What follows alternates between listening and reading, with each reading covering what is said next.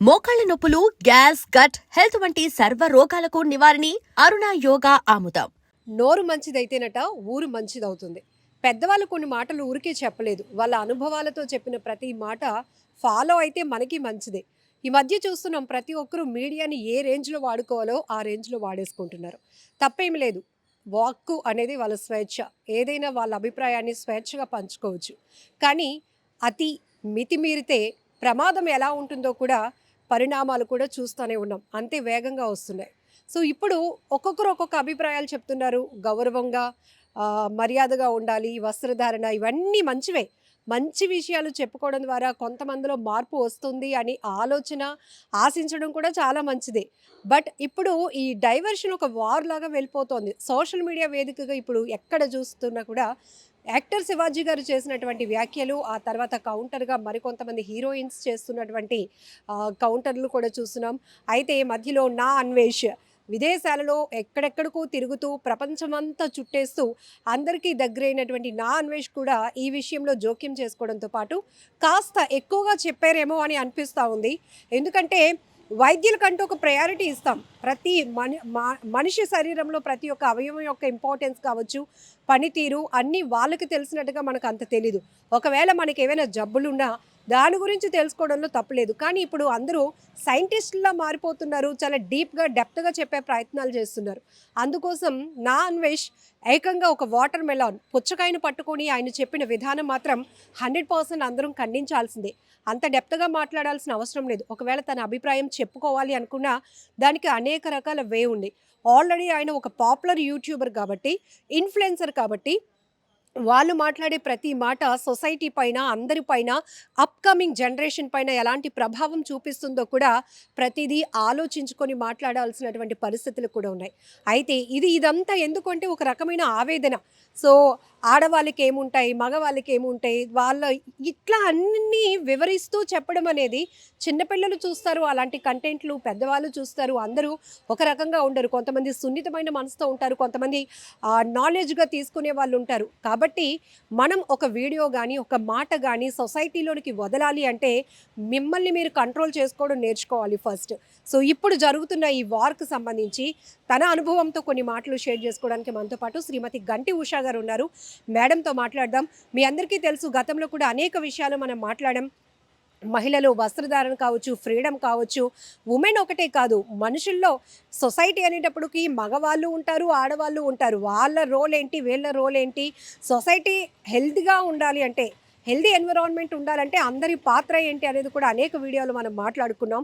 ఇప్పుడు ఇటు యాక్టర్ శివాజీ గారు, అనసూయ గారు, అలానే నా అన్వేష్ గారు వీళ్ళ ముగ్గురు డైవర్షన్స్ని అసలు ఎలా చూడొచ్చు అనేది అమ్మ మాటల్లో విందాం. మేడం, మొత్తం మీరు వీడియోస్ అన్నీ ఫాలో అవుతున్నారు, చూస్తున్నారు. అయితే కాస్త నా అన్వేష్ గారు మరి ఏదో మెడికల్ టెక్నాలజీ అందరికీ వివరించినట్టుగా అట్లా చెప్పడం కొంచెం బాధగా అనిపిస్తోంది. పిల్లలు కూడా విరివిగా ఇప్పుడు సోషల్ మీడియా చూస్తున్నారు. అంత నాలెడ్జ్ ఇవ్వాల్సినంత అవసరం అయితే లేదు. బట్ ఓవరాల్‌గా ఏం చెప్తారు ఇవన్నిటిని చూసిన అంటే తర్వాత? ఇప్పుడు నాన్ వెజ్‌ని మీరు గారు అని కూడా అన్నారు. ఆ పర్సన్‌కి గారు అని పెట్టాల్సినటువంటి అవసరం లేదు. ఆ అర్హత ఆయన కోల్పోయాడు. ఎందుకంటే ఆది నుంచి స్త్రీ అంటే ఏమిటి అని అన్నది తెలియకుండా ఎవరు లేరు. అయితే ఎక్కడ మొదలైంది వివాదం అనంటే నిధి అగర్వాల్‌కి జరిగినటువంటి అవమానం. అదే అవమానం అనే అనాలి. దానికి కారణం ఎవరు అంటే ఆవిడే. హ్మ్.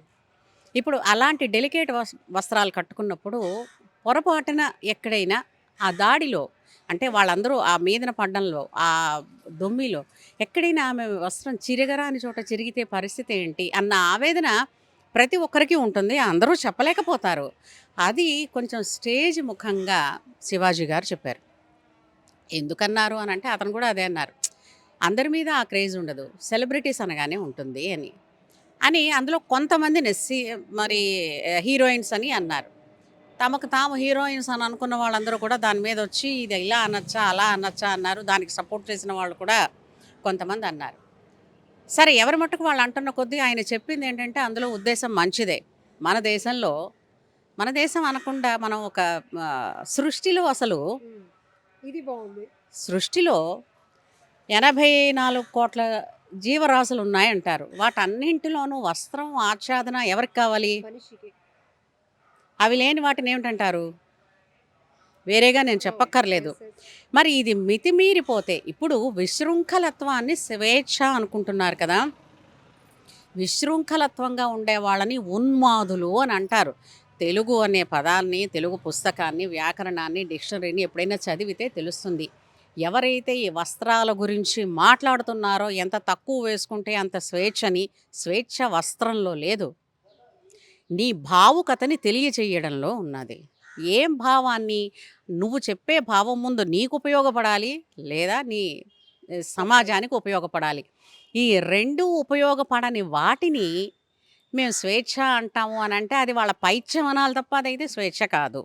తర్వాత దేశానికి రాకుండా దేశంలో ఉండేటటువంటి వాళ్ళందరి సబ్స్క్రిప్షన్స్ తోటి అక్కడ జల్సాలు వెనకబెడుతున్న వాడున్నాడే, కానీ దేశానికి రాను, ఇక్కడ ఈ దేశానికి వస్తే వాడి కూతురు ఏదో రేప్ అయిపోతుందన్నమాట కూడా అని అన్నాడు.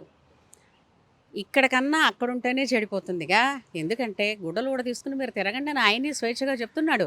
అమ్మ నానమ్మ వాళ్ళ ఏమిటో రిలేషన్స్ కూడా పేర్లు కూడా చెప్పాడు. వీళ్ళందరూ కూడా ఇక్కడ గుడ్డలు కూడా తీసుకుని తిరుగుతున్నారు అని చెప్పాడు. అంటే ఇప్పుడు వీళ్ళందరినీ మనుషుల కింద లెక్క వేస్తారా? మనుషులు చేసే వీడియోస్కి, మానవత్వానికి, సమాజానికి ఉపయోగపడే వాటికి మాత్రమే ఎక్కువగా సబ్స్క్రైబర్సు, ఫాలోవర్సు ఉంటారు తప్ప పశుత్వంగా ఉండండి అని పశువులే చెప్తూ ఉంటే, అయితే పశువులతో పోల్చడానికి కూడా బాధేస్తుందమ్మా. వాళ్ళకి ఒకటే ధర్మం ఉంది. వాటికి రేపటికి దాచుకుందాం అన్నది తెలియదు, ఒకళ్ళని పాడు చేద్దాం అన్న సంగతి తెలియదు. ఉంటే తినేదేదో కలిసి తింటాయి అంతే. ఏ అవసరానికి అవసరం ఋతుధర్మంగానే నిర్వర్తిస్తాయి తప్పించి మీరు చెప్పండి ధర్మాన్ని తప్పిన ఈ పశువు ఒకరున్నారని చెప్పండి. అదేమిటో విచిత్రం. ఇలాంటి అధర్మపరులందరినీ కూడా పశువులతో పోలుస్తూ ఉంటారు. వీడిని అసలు ఇంకొక దాంతో పోలుద్దాం అనుకుని దానికి విశ్వాసం ఎక్కువ ఉంది. అలాగే ఇప్పుడు గరికపాటి వారిని అతను మాట అన్నాడు. గరికపాటి వారి గారి ఉద్దేశం ఎవరికి అక్కర్లేదా? ఆయన ఏమన్నారు? ప్రొవోకింగ్ డ్రెస్సెస్ వేసుకుంటే అది మళ్ళీ మీకే ఇబ్బంది తెచ్చి పెడుతుందయ్యా అని అంటున్నారు. అయితే ఇవన్నీ కూడా అసలు పెద్దవాళ్ళు చెప్పడం అనేసరికల్లా వినము అనేటువంటి ఒక జడత్వానికి ఎందుకు వచ్చారంటే, ఈ కుటుంబ విచ్ఛిన్నత ఎప్పుడైతే అరిస్టోక్రసీ అనే పేరుతో స్టార్ట్ అయిందో అప్పటి నుంచి ఇంట్లో పెద్దవాళ్ళు ఉండడం, పెద్దవాళ్ళు ఉంటే వీళ్ళు కొంచెం అదుపు ఆజ్ఞల్లో కొంచెం ఉండేవారు. పెద్దవాళ్ళ దగ్గర ఉన్నవాళ్ళు చదువులో చెడిపోయారా, మర్యాదల్లో చెడిపోయారా, ఐశ్వర్యంలో చెడిపోయారా, గుణంలో చెడిపోయారమ్మా? అన్నీ ఉన్నాయి. కానీ వాళ్ళు వద్దనుకుని వాళ్ళని దూరం చేసుకున్న తర్వాతే సమాజం, మనుషులు, స్త్రీలు ఇలా తగలడుతున్నారు. ఈ గరికపాటి గారు మాలాంటి వాళ్ళం కూడా అని అన్నారు. అంటే మీరు ఎందుకు పంచి కట్టుకొని ప్రవచనాలు చెప్పే మీరు ఎందుకు అంత అవుట్ ఆఫ్ కంట్రోల్ అవుతున్నారు మీరు అన్నది పదే పదే పదే అన్వేష్ రిపీట్ చేస్తా ఉన్నారు. బ్రహ్మకైన పుట్టు రిమ్మ తెగులు అన్నారు. బ్రహ్మంతటి వాడికే ఈ విధమైనటువంటి పైచ్య ప్రకోపం చేసేటటువంటి పనులు చేస్తూ ఉంటే ఎదుటివారు రిమ్మ తెగులు పుడుతుంది అని అన్నారు. అది సామెతగా నానుడిగా వచ్చింది. అది అందుకని మా వంటి వాళ్ళకి కూడా అని చెప్పడంలో ఏంటంటే, ముసలి వాళ్ళల్లో కూడా అనవసరమైనటువంటి అభిప్రాయాలు కలగజేస్తుంది కాబట్టి జాగ్రత్తగా ఉండర్రా. ఇప్పుడు ఒక ఈ కామం అనేటటువంటిది ఎవరి పట్ల చూపించాలి? తన అయినటువంటి ధర్మపత్ని పట్ల చూపించాలి. ఎవరు పడితే వాళ్ళతో చూపిస్తే వాళ్ళని ఏమంటారు? చిత్తకార్తె కుక్కలు అంటారు. మరి అలాంటప్పుడు వీళ్ళు ఈ డ్రెస్సులు ఈ విధంగా వేసుకోవడం వల్ల పర్పస్ ఏంటో నాకు ఒకసారి చెప్పండి. పర్పస్ ఇప్పుడు ఒక డ్రెస్ వేసుకుని మీరు వచ్చారు, ఒక కలర్ వేసుకుని వచ్చారు. ఇప్పుడు మనకి ఆచ్ఛాదన ఉండాలి అని చెప్పారు. వాటిల్లో మీకు నచ్చిన రంగు వేసుకోండి అన్న రంగు ఎవరైనా కూడా అబ్జెక్ట్ చేశారా? ఎవరూ చేయలేదు. అయితే పూర్వం ఒకప్పుడు చెప్పేవారు, నల్ల రంగు వేసుకుంటే చీకటికి, లేదంటే అశాంతికి, లేదంటే విషాదానికి చిహ్నం. కాబట్టి పూర్తిగా నలుపు వేసుకోకండి. అలాగే సుమంగళి అయితే పూర్తిగా తెలుపు వేసుకోకండి. దాని మీద ఏదైనా ఒక రంగు, పువ్వో, కాయో, పండో, లతో ఉండేటట్టు, బొమ్మ ఉండేటట్టు వేసుకోండి. ఇంతకు తప్ప ఇంకే విధమైనటువంటిదైనా పెట్టారా? నువ్వే గుడ్డైతే కట్టుకో, రబ్బర్ కట్టుకుంటావో, ఖాదీ కట్టుకుంటావో, నైలక్స్ కట్టుకుంటావో, ఒళ్ళల్లా కప్పుకో. మనలో మనకే నేను ముక్క చెప్తానమ్మా. ఇప్పుడు ఒక మంచి డ్రెస్ వేసుకున్నప్పుడు నీ మానసిక అంటే డ్రెస్ వేసుకుని బయటకు వస్తే నీ మనోధైర్యం ఎలా ఉంటుంది? చాలా మంచి కాన్ఫిడెంట్గా ఉంటుంది. పట్టు చీర కట్టుకున్నప్పుడు ఎలా ఉంటుంది? ఏదో అర్ధనగ్నంగా ఉండేటటువంటి వేసుకుంటే మొహమాట అసలు వాళ్ళని కూడా చూడండి ఎలా నడుస్తూ వస్తున్నారు. అట్లా ముడుచుకుని, ఇట్లా ముడుచుకుని అలా రావాల్సిన అవసరం ఏంటి? ఇప్పుడు నీకు ఎంతసేపు బయటకొస్తే నువ్వే కార్యక్రమంలో పాల్గొదలుచుకున్నావో దాని మీద దృష్టి పోయి ఎంతసేపు ఇటు సర్దుకోవో, అటు సర్దుకోవో, ఇటు సర్దుకోవో ఏమిటా కర్మ? ఇప్పుడు పెద్ద పెద్ద చదువులు చదివిన వాళ్ళు ఇప్పుడు గిరిజన వాళ్ళ దగ్గర నుంచి కూడా ఆడపిల్లలు నేర్చుకుని, చదువుకుని కలెక్టర్స్ అయిన వాళ్ళు లేరా? Yes, ఎందుకు లేరు? మరి వాళ్ళు అసలు గిరిజనులు అంటే వాళ్ళ వస్త్రధారణ ఎలా ఉంటుంది? ఆమె కలెక్టర్‌గా వాళ్ళ తెగని ఆమె రిప్రజెంట్ చేస్తున్నప్పుడు ఆమె ఎలా ఉంది? ఆమె వలన ఆమె కుటుంబానికి కావచ్చు, తెగకి కావచ్చు మర్యాద పెరిగింది.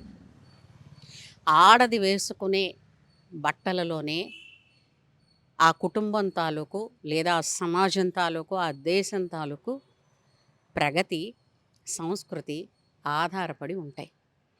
అసలు ఇక్కడున్న 6 గజాల చీర కట్టుకోవడానికే చచ్చిపోతున్నారమ్మా. మహారాష్ట్ర వాళ్ళని చూడండి 9 గజాల చీర కట్టుకుంటారు. ఇంకేం చెప్తాం వాళ్ళని? ఉమ్. సరే బట్టలు కట్టుకున్నందుకు అంటే ఇప్పుడు బట్ట మీద చెయ్యి వేస్తే ద్రౌపదీదేవి చీర మీద చెయ్యి వేశాడు కాబట్టే మహాభారత సంగ్రామం జరిగింది. సీతాదేవిని మధ్యలోకి లాగారు, ద్రౌపదిని లాగారు. అసలు ఎందుకు వాడికి ఇది? అంటే నేనంటాను సీతాదేవి పేరెత్తవలసిన అర్హత వాడికి లేదు. ద్రౌపది పేరెత్తగలిగిన అర్హత లేదు వాడికి. అసలు ఏం జరిగిందని అసలు ఇక్కడే కాదమ్మా ఇంకొక ఆమె ఉంది. ఆవిడ కూడా నేను పేరు చెప్పను. సోషల్ యాక్టివిస్ట్ అంటారు ఆవిడని కూడా. ఉమ్. తెలిసి తెలియని రామాయణం ఎక్కడ చదివిందో నాకు తెలియదు కానీ రావణుడు ఎంటర్టైన్మెంట్ ఇచ్చాడట సీతాదేవికి. సో ఎంతసేపు ఇక్కడ కూర్చుంటా ఎంటర్టైన్మెంట్ చేస్తూ చూస్తూ కాబట్టి భర్త దగ్గరికి వెళ్ళాలని వెళ్ళిపోయిందట. ఉమ్. ఆ నాలుకని ఏం చేయాలి? అసలు నాలెడ్జ్ లేకుండా ఎవ్వరికి వాళ్ళు ఇష్టం వచ్చినట్టు వాగుతున్నారు వాళ్ళు వచ్చి. ఆవిడ కూడా ఉమ్. గరికపాటి గారిని అసలు నిలదీయాలి అంటే ఆయన బయట ఉంటే బయటలు ఎక్కడ కనపడుతున్నాయి లాగడానికి అన్నారు ఆయన. ఉమ్. అంటే ఏంటి ఉద్దేశం వెనకాల? ఏదో మాట అంటే మాటను పట్టుకుని వెళ్ళిపోవడం కాదు కదా. చీర కట్టుకున్న వాళ్ళు కనపడుతున్నది తక్కువ ఉద్దేశం. అన్నారు. అవును. వాళ్ళు జడ కనపడితే కవిత్వం పద్యం చెప్దాం అనుకుంటున్నాను, ఉమ్. వాళ్ళు జడ పొట్టి కనపడలేదు కళ్ళు. అన్నారు. అంటే ఏమిటి దాని ఉద్దేశం? ఉమ్. అంతేగా. ఇప్పుడు ఆ లెక్కన ఇప్పుడు ఈ మాటలన్నీ సామాన్లు వీటన్నిటిని అంటున్నారే, కట్టు జారిపోతా ఉంది అని పాట రాసిన వాడిని ఏం చేశారు? ఉమ్. ఉం? ఎ, రకరకాలుగా పాటలు రాశారు. కానీ ఇప్పుడు ఎందుకు వచ్చింది అని అంటే సోషల్ మీడియా అన్నది అందరికీ అవైలబిలిటీలో వచ్చేసింది. True, ma'am. వచ్చేసరికి నా పైచని నేను చెప్పుకోవచ్చు. నా ఇంట్లోంచి నేను ఎవరిని పర్మిషన్ అడగక్కర్లేదు. ఎయిదర్ ఆఫ్ ద వే నేను పాపులర్ అయిపోతాను. ఉమ్. నేను తప్పు మాట్లాడినా ఓ మోసేస్తారు. అంటే దాన్ని విమర్శిస్తూ ఉమ్. ఓ మంచి మాట ఆడినా చేసేస్తారు. సో ఆ విధంగా to get attention of the public అంతే తప్ప Yes. ఇందులో ఏం లేదు. కానీ మాత్రం ఆ అన్వేష్ గాడిని అయితే వదిలేదు లేదు. అసలు ఇంతవరకు ఎవరైతే వాడికి సబ్స్క్రైబ్ చేశారో స్త్రీ మర్యాద లక్షల్లో గురించి unsubscribe అయిపోయారు ఆ, already. ఆ, అంతేలే పెరుగుట విరుగుట కొరకే అని. ఇప్పుడు నోరా వీపుకు తేకే అని ఓ సామెత ఉంది. ఉమ్. నోరుతో మంచి మాట్లాడితే గౌరవిస్తారు, ఇలాంటి మాట్లాడితే వీపు వాయి కొడతారు అవును. కదా. ఉమ్. అలాగా ఎవరికి ఇష్టం వచ్చినట్టు వాళ్ళని ఇంకా పెద్ద ఫ్యామిలీ నుంచి కూడా ఇంకొక ఆయన వచ్చి మాట్లాడాడు. ఉమ్. ఆయన అన్న మాటల్లో అన్నాడు, ఇష్టం వచ్చినట్టు వేసుకోండమ్మా కానీ రక్షణ ఇష్టం వచ్చినట్టు వేసుకున్నప్పుడు రక్షణ ఎందుకు? ఉమ్. ఇప్పుడు నిండుగా కట్టుకుని ఇప్పుడు మీరు ఆఫీస్లోకి వెళ్ళారమ్మా, ఆఫీస్లో వాళ్ళు మీ మొహంలోకి చూసి మాట్లాడతారు అంతేనా? అంతే. ఆ, కానీ ఇంకో రకమైన డ్రెస్సులు వేసుకుని వెళ్ళి మాట్లాడారమ్మా, ఫస్ట్ మిమ్మల్ని కాదు మిమ్మల్ని కింద నుంచి మీద దాకా చూస్తారు. ఉమ్. ఆ అవకాశం ఎందుకు ఇస్తారర్రా అని చెప్తే అదే పెద్ద తప్పు అయిపోయింది అనుకున్న వాళ్ళని ఏమనాలి? అసలు వీళ్ళందరికీ కూడా మనసులో ఎక్కడో ఉంది. వీళ్ళు ఎవరైతే ఈ ఇష్టం వచ్చినట్టు బట్టలు వేసుకుంటాం, బాడీ చూపిస్తాం, ఎవరికి చూపిస్తాం? ఉమ్. ఎవరికి తెలీదు. ఎవరికి తెలియదమ్మా. ఆడదన్న ప్రతిదానికి ఏముంటాయో తెలీదా? నువ్వు ప్రత్యేకించి చూపించాలా? వేమనకు కూడా వైరాగ్యం ఎప్పుడు వచ్చిందంటే ఆడదాన్ని అలా చూసిన తర్వాతే వచ్చింది. ఉమ్. వేమన కామిగాక మోక్షగామి కాడని వేమన ముందు వేసెలతో తిరిగేవారట. ఆ తర్వాత వైరాగ్యం వచ్చింది అని అన్నప్పుడు ఆ వైరాగ్యానికి ముందు ఏంటంటే ఆడదాన్ని నగ్నంగా చూడకూడదు. చూస్తే వచ్చేవన్నీ ఇవే.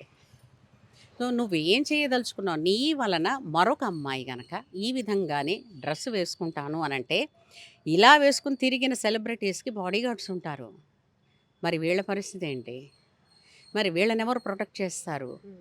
వీళ్ళ ఆపదలు వీరే కోరి తెచ్చుకోవటం లేదా? సో నువ్వు చేసిన ఒక పని వల్ల ఒక చోట ఇప్పుడు నీ వంటి వాళ్ళని ఏమీ చేయలేక 6 ఏళ్ల పాప మీద, 6 నెలల పాప మీద, 60 ఏళ్ల ముసలమ్మ మీద వాళ్ళు బరితెగిస్తూ ఉంటే ఆ పైత్యానికి, ఆ వెర్రికి కారణం ఎవరు? మీలాంటి వాళ్ళే. కాబట్టి శతధ, సహస్రధ, సర్వద ఎవరు ఉండాల్సిన హద్దుల్లో వాళ్ళు ఉండాలి. True. నోరైనా, ఒళ్ళైనా, మాటైనా, బట్టైనా. ఇది నా అభిప్రాయం. థ్యాంక్ యూ మా.